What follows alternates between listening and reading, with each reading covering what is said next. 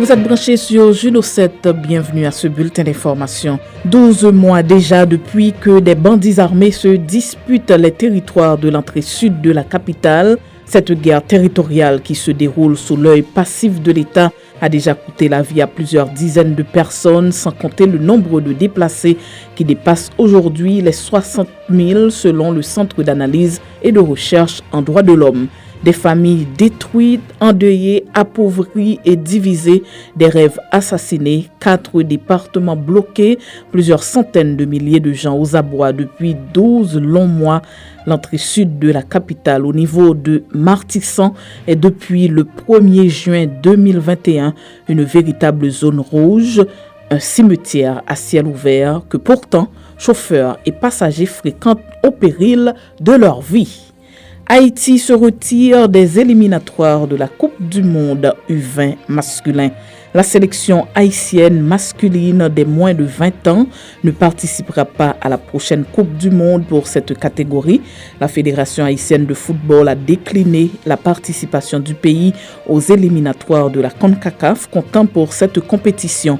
La Fédération haïtienne de football informe la grande famille du football et le public en général qu'elle se trouve dans l'obligation de décliner la participation d'Haïti aux éliminatoires de la CONCACAF comptant pour la Coupe du Monde des U20 masculins pour des raisons indépendantes de sa volonté, selon une note de presse du comité de normalisation datée du 1er juin.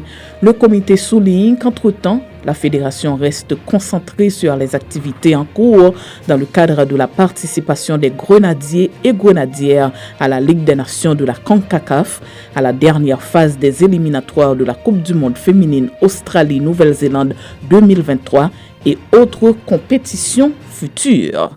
L'unique but de Corventina permet au Stade de Reims de battre le PSG lors de la dernière journée. Le Stade de Reims a battu le PSG mercredi dans le cadre de la dernière journée de la D1 à Kerma. La grenadière Melchidaël Dumornay dit Corventina a marqué l'unique but de la rencontre permettant à son club de remporter une victoire prestigieuse.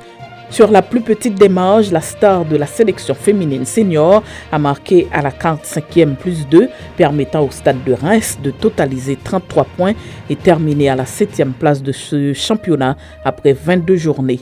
Quant au PSG, le club s'est contenté de la seconde place avec 53 points à 11 longueurs de retard de l'équipe lyonnaise qui a remporté le championnat avec 64 points. Déploiement de soldats dans les rues dominicaines pour lutter contre la criminalité. Le président dominicain Luis Abinader a lancé jeudi une opération visant à lutter contre la criminalité en République dominicaine. Le chef de l'État a passé des instructions aux membres de la police et des forces armées pour agir avec fermeté, mais dans le respect des droits de l'homme, a relaté le journal dominicain Diario Libre. Luis Abinader demande aux fauteurs de troubles de se rendre. Dans le cas contraire, les agents de l'ordre vont venir les chercher. Je tiens à vous dire que j'ai pleinement confiance dans l'action de la police nationale et je sais qu'elle agira dans le respect des droits de l'homme, mais avec la fermeté qui s'impose dans ces circonstances. Et puis, LeBron James intègre officiellement le club des milliardaires. S'il a manqué les playoffs cette année, LeBron James devait pouvoir se consoler sur le plan financier. En effet, la star des Los Angeles Lakers intègre officiellement le club des milliardaires. Selon les calculs du magazine économique américain Forbes, à seulement 37 ans, le King devient le premier basketteur en activité à devenir milliardaire dans l'histoire de la NBA. Avant lui, aucun de ses pairs en activité n'était devenu milliardaire. Même Michael Jordan avait dû attendre 11 ans après sa retraite pour intégrer ce club. Selon Forbes, les gains du quadruple champion NBA sont estimés à plus d'1,2 milliard de dollars avant impôt.